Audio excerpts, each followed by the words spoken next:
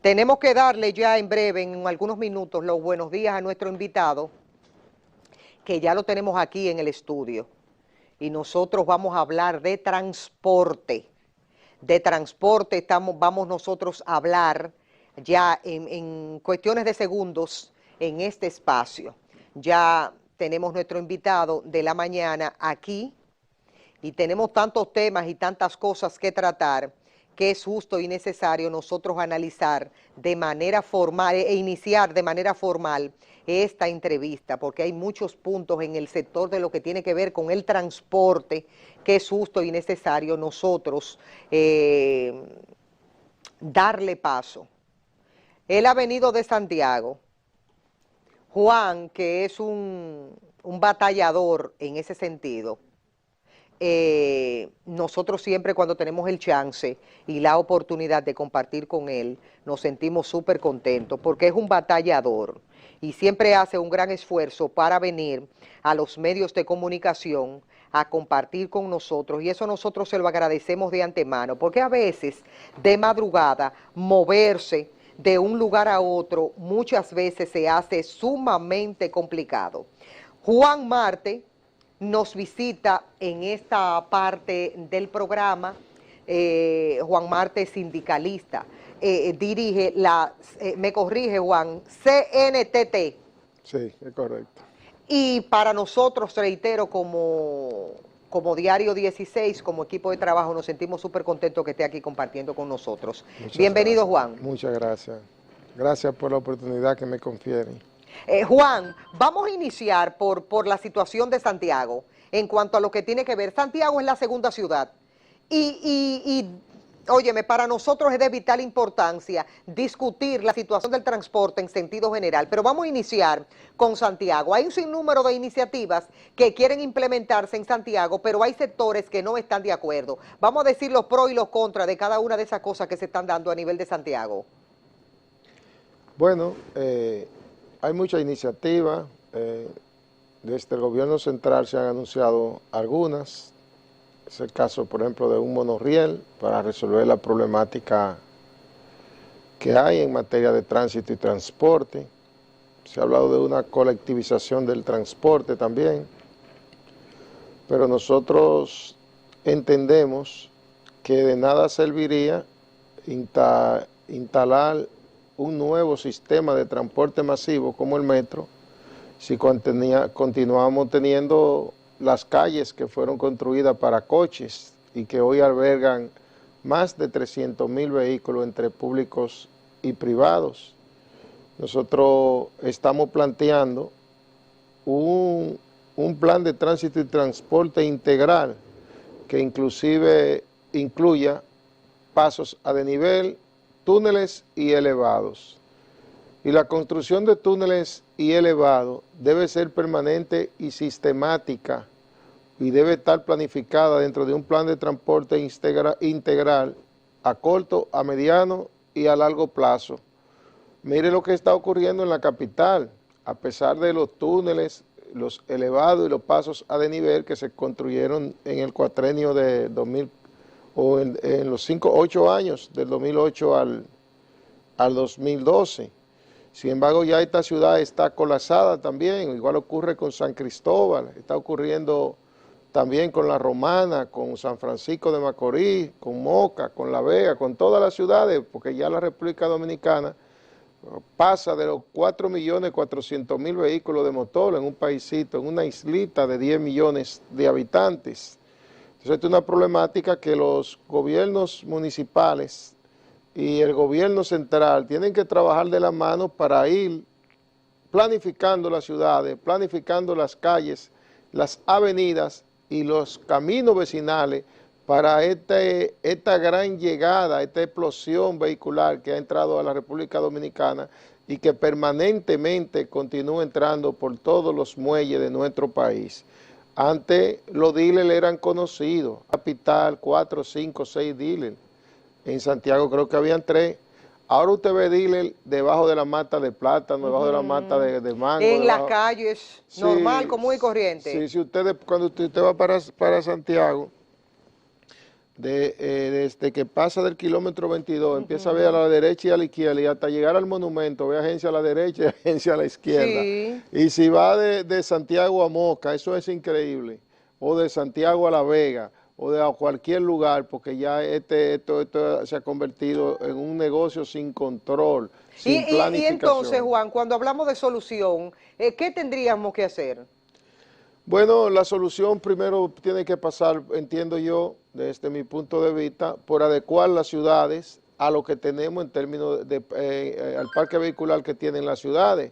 Lo demás es que tiene que haber cierto nivel de restricciones para la entrada de vehículos viejos al país y ver qué se hace con los que ya tienen más de 15, 20 años, porque, por ejemplo, aquí están entrando muchos vehículos de esos Sonata y Kia, por paquete, como se dice, pero es que, por ejemplo, en países como Corea del Sur, nada más le dan 5 años, y si esos vehículos, o 5 años o 100,000 millas, entonces si esos vehículos no, ya esos vehículos a ese tiempo, o se sacan del país, para cualquier país de África, o cualquier país tercermundista como este, o se chatarrizan, se aplatan, o se sacan por pieza y se venden por pieza para otros países.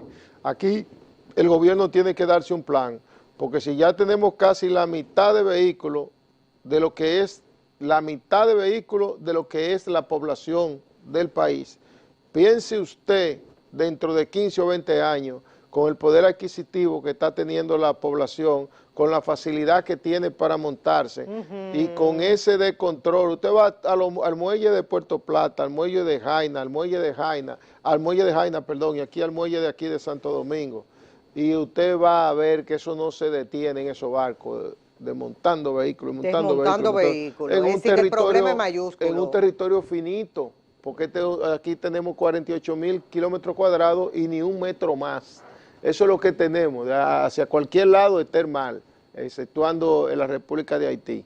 Entonces, ese engrosamiento de unidades vehiculares tiene que tener algún nivel de control y la República tiene que darse un plan de tránsito y transporte a corto, a mediano y a largo plazo, que las alcaldías, se puede decir que ninguna en la República Dominicana tienen ese tipo de plan.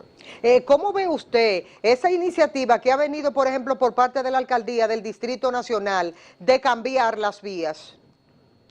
Bueno, generalmente los alcaldes tratan de hacerse notar, de hacerse sentir con una u otra iniciativa que genere opinión pública, que genere cosas para que se entienda que algo están haciendo.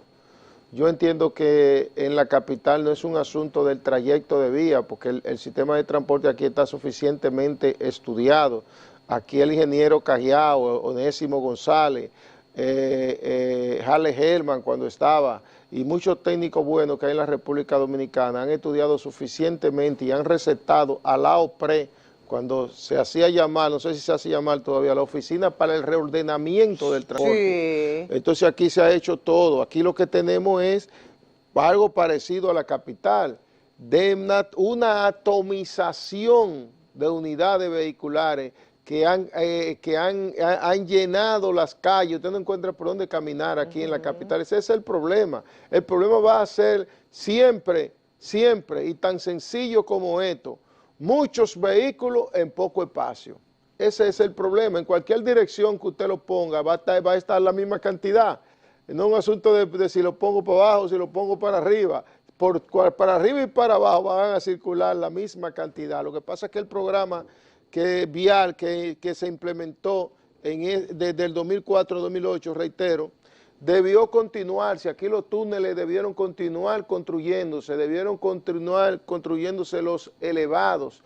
Y ese plan que comenzó con el gobierno de Hipólito Mejía en el año 2000, con el plan Renove, de sacar las chatarras. Hoy tenemos aquí en la capital más de 24,000 vehículos del transporte público, algunos que no están en buenas condiciones, que se supone que una parte de ellos fueron sacados en el gobierno de Hipólito para introducir las guaguas del plan Renove. Parece que no fueron sacados ninguno. Parece que las guaguas entraron con lo mismo vehículos circulando, y ese es hoy parte del problema. hay un parque vehicular en el transporte privado que crece, como el anuncio aquel de los espaguetis, que crecen y llenan la paila. Bueno, pues no, esta ciudad, la diferente alcaldía, Roberto no lo hizo Johnny Ventura, no lo está haciendo la actual alcaldesa, no lo está haciendo la impronta de la alcaldesa en la ciudad de la capital, es pálida frente a la realidad que vive la capital de la República. La situación que nosotros vivimos, por ejemplo, aquí en los capitaleños, ¿se evidencia en igual proporción en Santiago? Bueno, allá es peor, allá yo entiendo que es peor porque al ser una ciudad más pequeña, al ser una ciudad que pretende ser diferente, allá no está, tampoco en Santiago se está acostumbrado, la capital está acostumbrada a sufrir. Esta es una ciudad que está preparada para sufrir, esta es una ciudad que en la zona oriental no tiene alcantarillado, esta es una ciudad que una parte importante de ella no tiene agua, esta es una ciudad que en muchas partes es excesivamente contaminada y el pueblo se ha acostumbrado. Esta es una ciudad que en algunas áreas y en algunos perímetros el transporte es deficiente. Esta es una ciudad que cuando llueve se inunda por todos los lados y los capitaleños se han acostumbrado a vivir con esa situación. En Santiago no tanto, porque es de 5 a 10 años para acá, que con el crecimiento y la entrada de vehículos masivos, sobre todo coreanos y chinos y de todos esos países, que la situación ha empeorado. Del 1961 hacia acá, cuando entraron los famosos outing de Santo Domingo Motor, hasta casi el 2010, aquí los vehículos eran americanos y japoneses, no pasaban.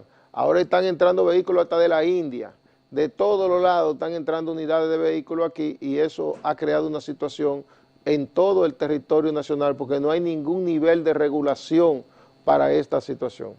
¿No han pensado ustedes en ningún momento unirse todos los del sector transporte y presentarle un esquema de trabajo al presidente Luis Abinader? Pienso que el gobierno de Luis Abinader tiene muy buenos técnicos, él conoce muy bien la ciudad, él conoce muy bien a Santiago, él es de allá y conoce muy bien la capital, un hombre que ha recorrido los 48.000 kilómetros cuadrados del país por todo lado y tiene muy buenos técnicos. Todas las instituciones aquí tienen técnicos muy buenos y muy bien pagados. Por ejemplo, es el caso del Intran, que tiene técnicos franceses, españoles, con sueldos muy lujosos, para interpretar el sistema del transporte. Pero no se ve. Pero no, ese es el problema, que hace falta voluntad política para las cosas. ¿Usted cree que yo tengo la capacidad que tiene el presidente para saber cuál es el problema del tránsito y el transporte en el país? No, ellos saben todo. Lo que pasa es que se requiere voluntad, se requiere iniciativa. No basta con que los gremios se unan y presenten proyectos, y más los gremios, que usted sabe que los gremios, la mayoría, no presentan proyectos en beneficio del país, presentan negocios. Sí. Le presentan negocios a los gobiernos. Me alegra que usted lo diga públicamente. Sí, es verdad, le dan un tumbe a los gobiernos, como se lo dieron a Hipólito con el Plan Renove, como se dio con la banderita, como se dio con los pollitos, como se dio con la garcita, como se dio con una trati, como se da siempre. Pero el problema continúa ahí donde está. Y este es un problema serio, porque este es un problema de ciudad, este es un problema de salud ambiental, medioambiental, esto es un problema de salud psicológica, porque estos entaponamientos ponen a la gente nerviosa, sí, lo sacan de lugar. Y esta es una situación que yo pienso que el gobierno tiene que abordarla con la prontitud, con la celeridad, con la importancia que tiene en estos momentos que la República Dominicana se coloca dentro del área del Caribe como el país de mayor crecimiento y el país puntero para desarrollarse. Y un país no puede desarrollarse sin un transporte eficiente. Los pueblos van como va su transporte. Cuando usted va a una ciudad de esa capital europea, cuando usted va a Estados Unidos, a cualquier parte del mundo, el mundo desarrollado, cuando usted va a Moscú, usted va a ver que esas ciudades, usted va a ver cómo va la ciudad dependiendo de cómo ve su transporte. El transporte que marca la pauta del desarrollo de un pueblo. claro, también su sistema de salud y otro tipo de cosas, pero el transporte es lo primero que usted mira cuando usted se desmonta en cualquier parte del mundo.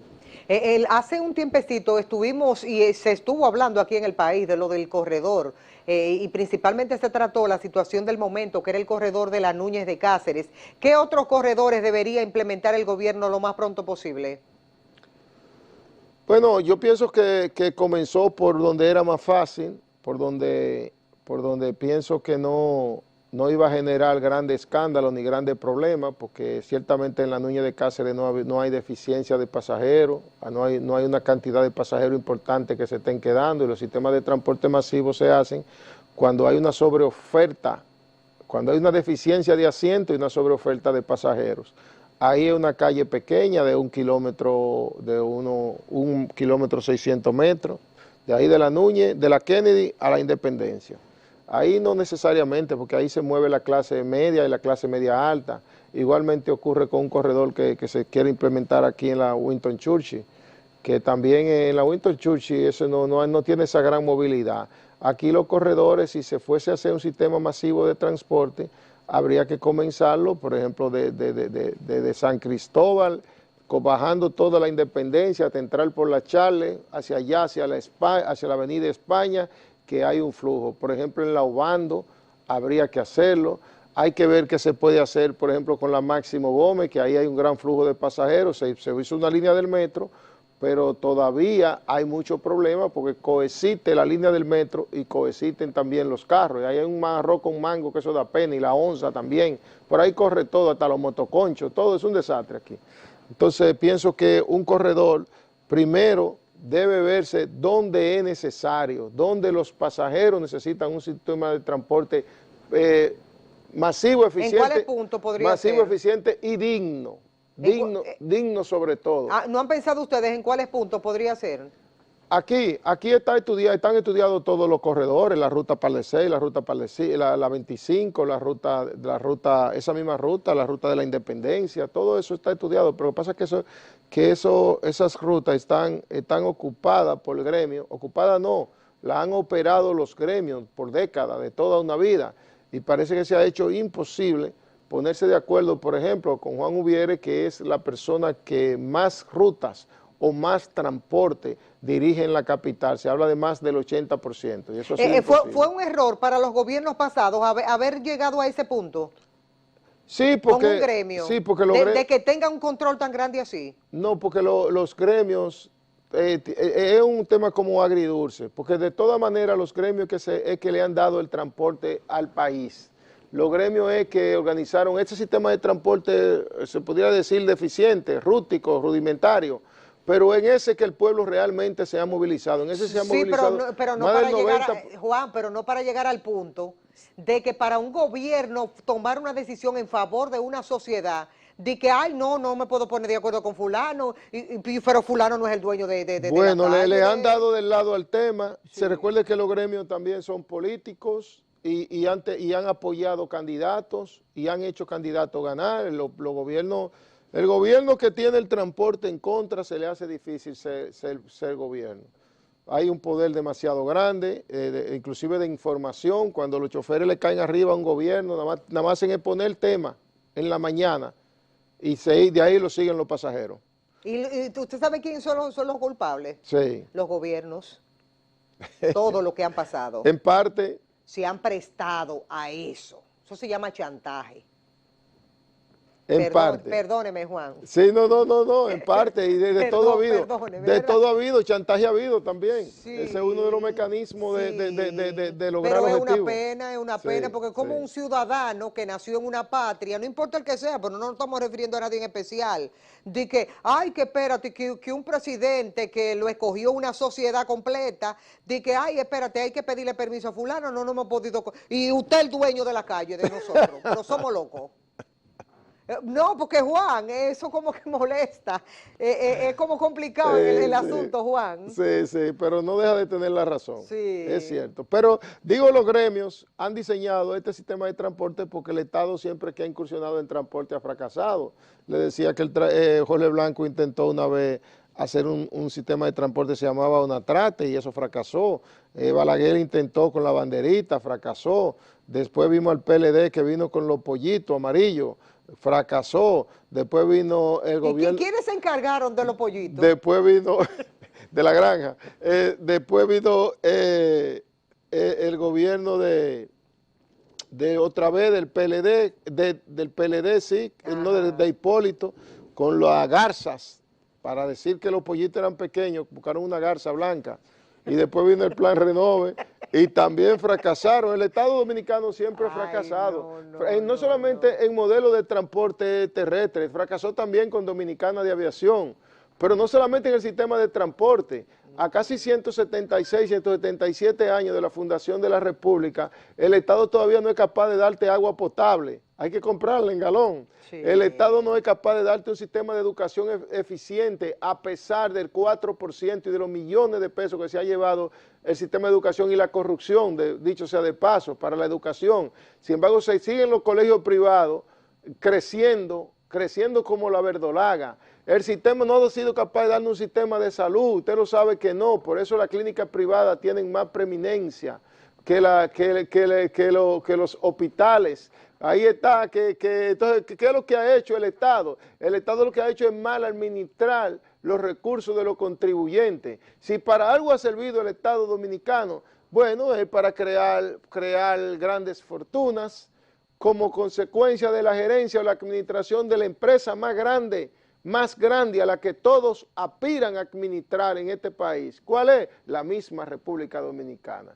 Quien logró administrar la República Dominicana ya resolvió. Quien logró una tajadita en el Senado del Estado, quien logró una tajadita en la Cámara de Diputados, quien logró un ministerio o quien no logró nada de eso, pero logra ser suplidor del Estado, entonces ese señor resolvió su problema. Sí. Para eso existe el Estado, porque le estoy hablando de las cosas fundamentales y me faltó la vivienda. No ha resuelto el problema de vivienda. Siendo un país fértil como es la República Dominicana, tampoco somos suficientemente en la parte agropecuaria para alimentarnos nosotros, porque la mayoría de las tierras están baldías. Si este fuera un Estado que se respetara, toda esa tierra del CEA que se ha regalado y que está hoy, yo el otro día hice un recorrido por el Ceibo, Miche, toda esa zona del este, y veo montes, veo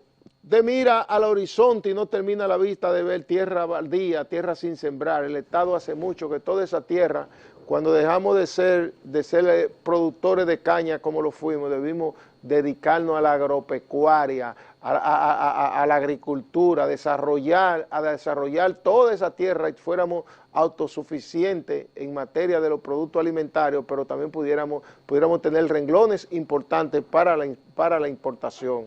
Sin embargo, el Estado no ha hecho eso tampoco. Quiere decir que, un Estado que se turna cada 4 años, un gobierno que sube, otro que baja, pero la República Dominicana en los temas fundamentales sigue siendo la misma. Mira, ahora tenemos un nuevo brote de difteria, de malaria, de gracia, enfermedades endémicas que ya se supone que habían desaparecido del país, están regresando con una consecuencia devastadora para la salud de los niños y de la población en sentido general. Quiere decir que no queremos ser ave de mal agüero, hablar de manera negativa. A mí no me gusta hablar de cosas negativas, me gusta hablar de cosas propositivas, pero esa es nuestra realidad y hay que decirla.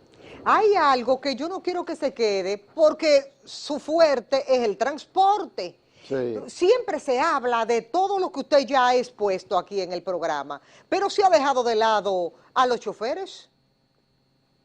A esos hombres y mujeres hay que incluir, porque hay muchas mujeres ahora en el sector transporte, y realmente las condiciones del chofer, ¿cuáles son? ¿Se cumple con eso? Bueno, las condiciones de los choferes no son buenas.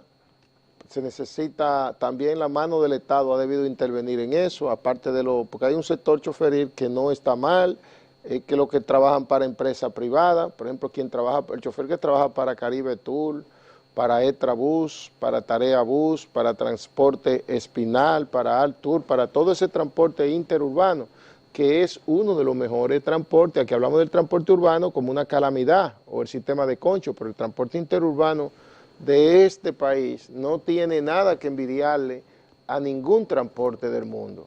Entonces un chofer, por ejemplo, que está en Transporte Pinal Platinum o en Aetrabús, gana su sueldo, tiene su seguro, tiene condiciones de vida, trabaja 8 horas, entonces ese no está mal.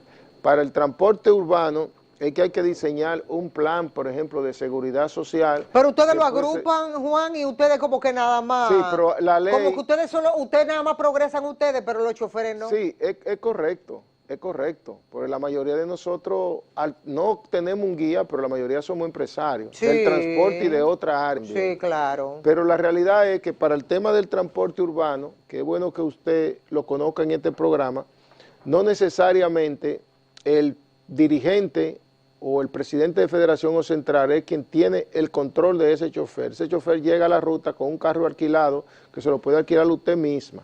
Si usted tiene 4 o 5 carros y lo quiere meter a la ruta, usted misma busca sus choferes. Entonces, ¿para quién trabaja ese chofer? Ese chofer trabaja para usted. Está agremiado, está en un gremio, pero trabaja para usted. Usted es que le ha alquilado el carro y que le cobra semanal ese carro. Usted que le alquila el derecho a circulación.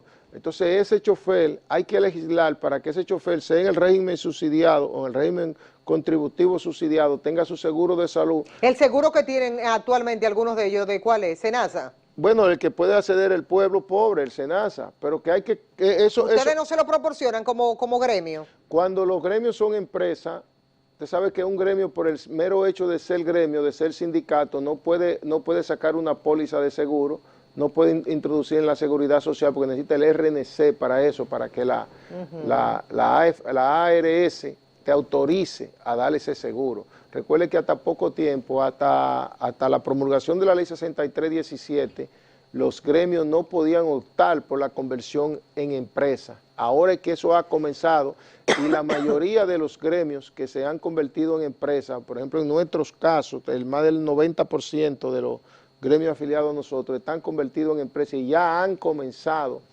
a cargar sus choferes en el sistema de seguridad social.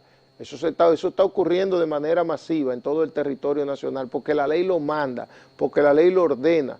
También le digo que ya los gremios que se han convertido en empresas, ahora en abril comenzaron a liquidar impuestos, están pagando impuestos al Estado que nunca lo habían hecho, porque la ley lo manda, porque si no es así no les renovan los contratos. No pueden gestionar nada porque ya el tema de mi registro sindical en el membrete de la carta, eso no funciona, ya tiene que ser su RNC. Entonces una vez que tiene el RNC, tiene que identificar el personal que elabora y debe también tributar a la DGI cuando ocurre algún tipo de transacción económica que así lo demande dentro de los gremios. ¿A qué se debe? Y esta es mi última pregunta. ¿A qué se debe que esos choferes que pertenecen a los diferentes gremios, que ellos consideran igualito que el que dirige el gremio, que son los dueños de la calle de nosotros? Sí. Y entonces ellos te sacan un bate o un machete. ¿A qué se debe que los que dirigen los gremios le permiten eso a ese Porque en tigueraje? esos casos, los que dirigen los gremios son igual que los choferes, no dirigen gremios, no dirigen un sistema de transporte para darle servicio a la población. Son iguales. Dentro del movimiento choferil hay pandillerismo, dentro del movimiento choferil hay sicarios, dentro del movimiento choferil hay personas de inconducta, como lo hay en casi toda la sociedad dominicana, en todo el que se agrupa. Usted ha escuchado los escándalos que se han dado, inclusive en nuestras autoridades uniformadas. Usted ha visto lo que ha ocurrido en muchas áreas de la sociedad. El gremio no es diferente. Aquí se pelea por espacio, aquí se ha matado gente, aquí se ha hecho de todo. Y entonces, ¿qué hace un hijo? Emular la conducta de su padre. Entonces aquí eso ocurre, aquí ocurre eso y nosotros no podemos negarlo que es así. Ahora sí podemos decirle que eso ha estado cambiando. Ya los movimientos choferiles no es ese movimiento que una vez le tiró una desgracia a una bomba, qué sé yo, a una mujer embarazada. Ya esos temas de que tú me mataste 3, que tú me mataste 4, eso ha ido desapareciendo del escenario. Y nosotros esperamos que eso continúe transformando, porque nosotros somos instituciones de servicio. Por eso el chofer, el pasajero se monta en los vehículos aquí temeroso, le teme al control, le teme al pasajero. El pasajero aquí en la capital de la República es como un rehén. Está dentro de los vehículos en condiciones indignas inclusive, porque lo empujan para adentro para ponerle un seguro a la puerta, una desgracia que le ponen con un hierro. Y una serie de situaciones que nosotros esperamos que cuando un gobierno, ojalá sea se dé un plan real de tránsito y transporte y se decida colectivizar el sistema de transporte, poniéndole un horario a los choferes de 8 horas, que también en esa colectivización, en esa transformación, que así que le están llamando, se tome en cuenta el activo más importante con que cuenta el transporte, que ni el chofer ni es el carro, es el pasajero, a ese que le llaman de manera peyorativa pasajero, el usuario. Ese es el activo más importante que ha sido el ausente en cualquier sistema de transformación aquí en la ciudad capital en lo que tiene que ver con el transporte urbano. ¿Quién es el mayor propietario de las guaguas del transporte? De las que trasladan gente, por ejemplo, de aquí para diferentes zonas del país.